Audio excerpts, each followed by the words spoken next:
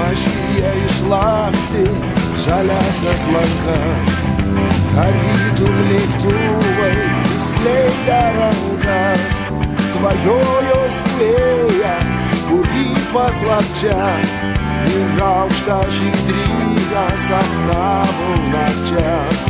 Ir aukštą žydrynę sapnavo nakčia.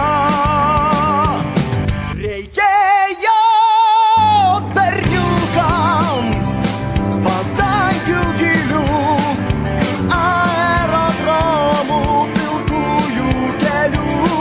Reikėjo berniukams beribio dangaus, lėktuvo šturvalo ir skrydžio svaigaus. Lėktuvo šturvalo ir skrydžio svaigaus.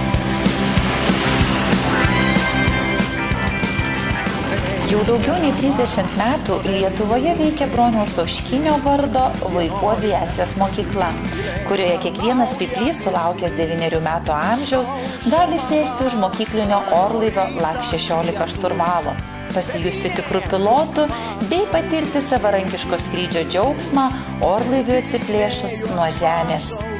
Jau 2 metai šios mokyklos padalinys veikia ir Zarasuose. Tik pernai vaikai kartu su mokytoju Audriumi Kuzma dar važiuodavo mokytis pilotuoti į Ignalinos padalinio aerodromą, o jau šiemet vaikams važiuoti nebereikia niekur. Visa reikiama įranga yra sumontuota Zarasų aerodrome.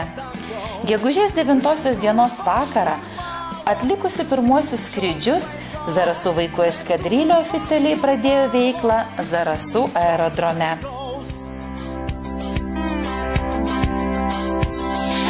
Ir lenkiasi narsai, žvaigždėti keliai, jie šaunūs pilotai, tikri sakalai, tik laiškus kai siunčia tėvam į namus, dar kartais iš popieriaus lanksto sparnus, dar kartais iš popieriaus lanksto sparnus. Reikėjo berniukams